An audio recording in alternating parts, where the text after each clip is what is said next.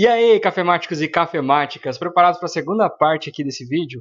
Bom, na primeira parte a gente viu algumas coisas iniciais, nessa parte a gente vai ver como organizar, como eu faço, na verdade, para me organizar em pastas, quando a gente estiver trabalhando com LaTeX. É interessante você conseguir fazer esse tipo de coisa, e aí eu vou ensinar também a adicionar imagens e coisas do tipo. Deixa eu mostrar para vocês essas imagens aqui, ó, que eu adicionei. Eu adicionei 3 imagens aqui, tá?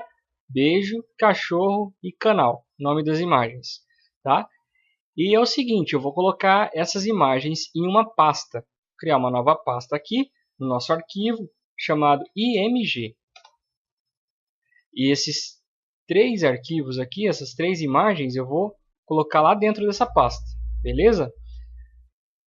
Agora vamos lá abrir o nosso arquivo de teste. Bom, da última vez a gente deixou esse arquivo dessa forma aqui. Quando a gente compila, ele vem para esse formato.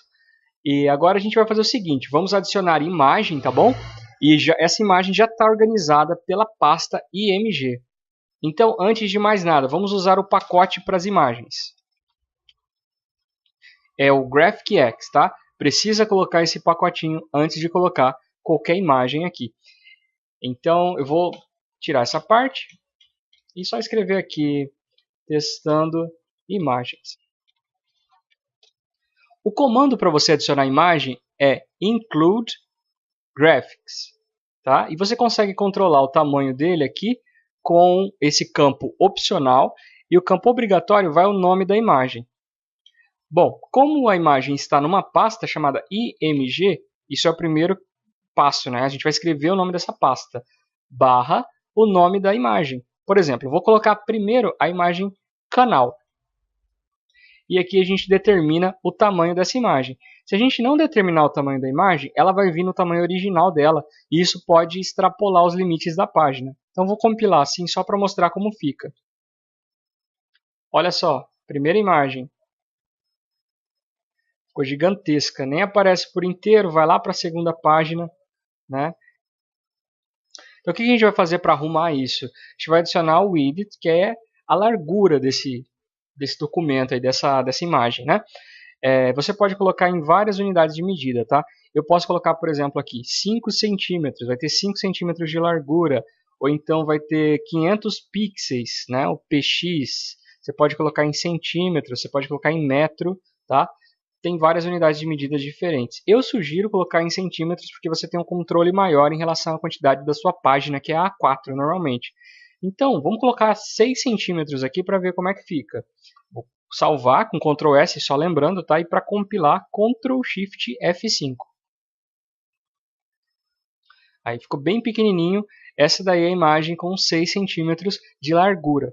Se eu quiser colocar um pouco maior isso daí, é só a gente alterar lá, tá bom? Por exemplo, vou colocar um tamanho que ocupe praticamente a linha inteira ali, que é 15 centímetros. Quando a gente compila, fica enorme essa imagem, tá bom? E vocês percebem o seguinte aqui, ó, tá colado o texto na imagem. Como que a gente faz para dar um distanciamento desse texto para a imagem? Tem um comandinho chamado Big Skip. É esse daqui, ó. Barra Big Skip. Ele dá esse distanciamento, tá? Uma outra coisa que acontece também, se essa imagem for menor, fica mais fácil de perceber. Ela está alinhada à esquerda. Se eu quiser centralizar a nossa imagem, você precisa colocar ela dentro de um ambiente, e esse ambiente se chama Center. A gente faz isso da seguinte forma, barra begin center, entre chaves, isso daqui, tá? Esse center. E aí na linha 18 está o comando para incluir o gráfico, e depois da linha 18 eu quero que termine a centralização, barra end center. Compilo e está aqui, centralizado, beleza? Existe um outro ambiente chamado Figure, que você consegue organizar melhor, talvez, aí a questão das legendas. Eu vou ensinar, por enquanto, a forma que eu utilizo, tá? Eu prefiro essa forma aqui, que é simplesmente dar 2 enters, né, para você conseguir pular uma linha, e aí escreve a descrição da imagem. Imagem 1. E essa imagem 1 eu vou colocar em negrito. Você pode selecionar tudo e teclar Ctrl B, ou então escrever esse comando, ó, /textbf, e aí coloca o que você quer em negrito entre chaves aqui. Beleza? Agora isso daqui vai ficar na linha de baixo e vai ficar centralizado porque está dentro do ambiente center. Está depois do begin center e antes do end center. Então vai ficar centralizado também. Dessa forma aqui. Ok? Se você quiser reduzir, porque a legenda ela costuma ter uma fonte um pouco menor, né, do que o resto do texto, você basta colocar /small ou então algum outro tamanho de fonte do LaTeX. Os tamanhos de fonte estão aqui, ó. Format, Font Size. Daí existem esses vários tipos aqui de fonte, tá? Desde o menorzinho até o maior de todos aqui. A gente vai colocar Footnote Size, só para ver como é que fica. Aí, ó, fica um pouquinho menor do que o texto original aqui. Aí já tá uma imagem legal. A propósito, falando em tamanho de fonte, é interessante que a gente coloque também a nossa fonte como o tamanho da ABNT, né? Já que a ideia é a gente construir essa ABNT juntos aqui, vou colocar 12pt, que é o tamanho padrão da fonte, e a folha que a gente vai usar é A4. Então, A4 Paper. Isso daqui antes desse article, tá? No ambiente opcional aqui. Aí já dá uma mudada, né, no aspecto. Vocês podem ver também que a primeira linha aqui, ó, ela não foi indentada. Não teve aquele espaçamento de início de parágrafo, né? Então, como que a gente faz isso daí? Também é com um outro pacote, tá? Esses pacotes que não tem campo opcional necessariamente, a gente vai colocar aqui tudo junto, tá? Na linha 9 a gente já tinha colocado use package GraphicX. Então, a gente vai colocar GraphicX, vírgula, indent first, que é para indentar a primeira linha. Ó, já dá para ver uma diferença. Ó, não começa mais aqui, agora está começando aqui. E tem um outro pacote interessante também, que é o Color. Xcolor. Esse pacote ele serve para a gente colorir, tá? Vou colocar um texto de exemplo aqui.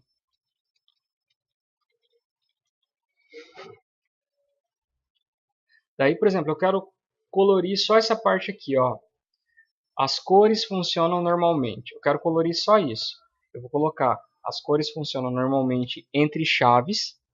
E no início dessas chaves eu vou colocar o comando para colorir, que é o color. E entre chaves eu vou colocar o nome da cor. Por exemplo, eu quero colorir essa parte de vermelho. Então, red, tá? E o texto fica dessa forma. Podemos observar por meio desse texto de exemplo que as cores funcionam normalmente no LaTeX, desde que devidamente inseridas. Ok? Você pode colocar outros comandos aninhados que a gente fala, né? Se funcionam, por exemplo, eu quero colocar em negrito, eu posso escrever aqui, ó, text bf,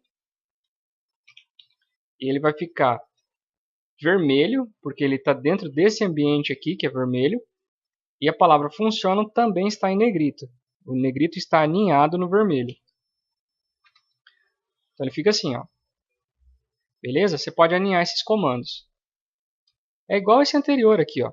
A gente tinha um ambiente, que é o center, e aí dentro do ambiente center eu mudei o tamanho da fonte. Percebam que eu não mudei para voltar ao normal aqui, ó. Se você muda o tamanho da fonte dentro de um ambiente, ela já volta ao normal assim que esse ambiente termina. E aqui, ó, textbf imagem 1, ele fica em negrito e centralizado, porque negrito por causa desse comando aqui, textbf, e centralizado porque ele está dentro desse ambiente aqui, que é o centralizado. Beleza?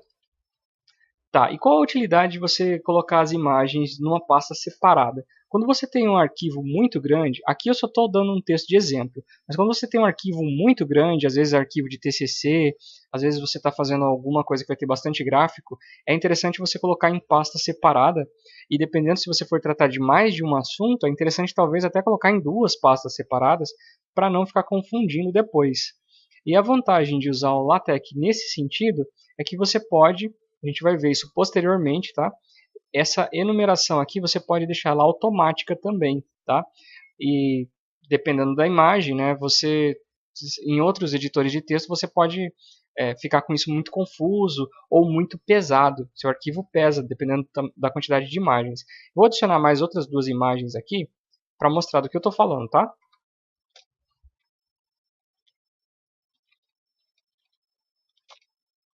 Se você esqueceu o nome da imagem, é só voltar na pasta, tá?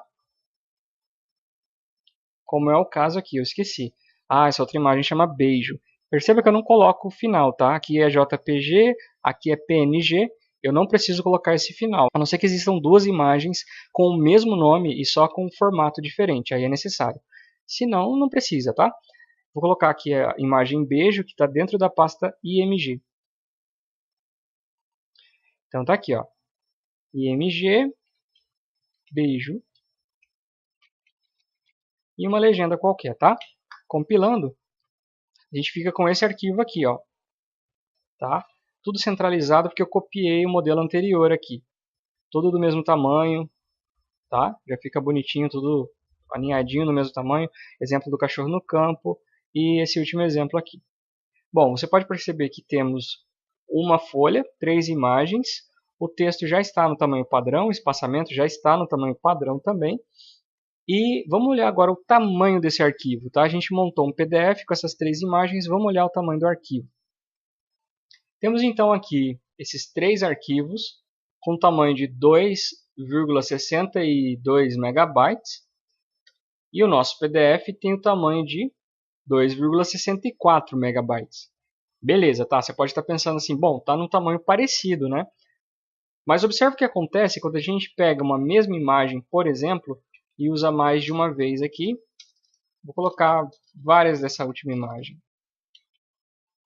Olha só, está sendo repetido várias vezes.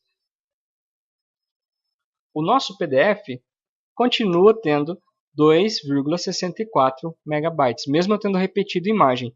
Tenta fazer a mesma coisa no Word para você ver, por exemplo, a diferença, tá? De tamanho de arquivo. Coloca essas imagens, coloca uma imagem de tamanho parecido aí no Word e faz esse teste para você ver. Fica gigantesco, tá? Então, tem essa vantagem aí nesse LaTeX, é uma das maiores vantagens, na minha opinião. Tanto que você não precisar se preocupar com a parte visual, né? Você se preocupa em deixar o seu trabalho bem escrito, se preocupa só com a parte do texto. Esses códigos, não precisa se preocupar em ficar decorando todos eles, tá? Eu estou ensinando passo a passo, código por código aqui, só para a gente já ir organizando um documento padrão. Mas, no final das contas, o que a gente vai ter? A gente vai ter um arquivo simples, que você vai poder copiar aquele código, colar e já começar a escrever. Inclusive, você já pode começar a escrever copiando só isso aqui, ó. Copiou essa parte superior, colou, aí basta começar a escrever seu texto aqui embaixo. Não tem mais que se preocupar em relação às outras coisas, pelo menos por enquanto, tá? E é isso aí que eu tinha para dizer para essa segunda aula, assim que a gente faz esse alinhamento, tá? A gente pode fazer isso também para outros arquivos do TeX, mas isso daí eu deixo para uma próxima aula, para não ficar muito grande essa.